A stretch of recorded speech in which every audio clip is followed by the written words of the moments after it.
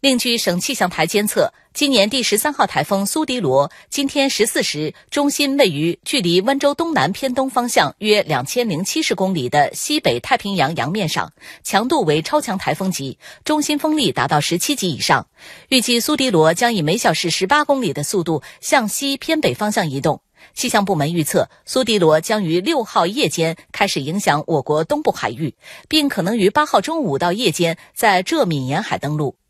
浙江台报道。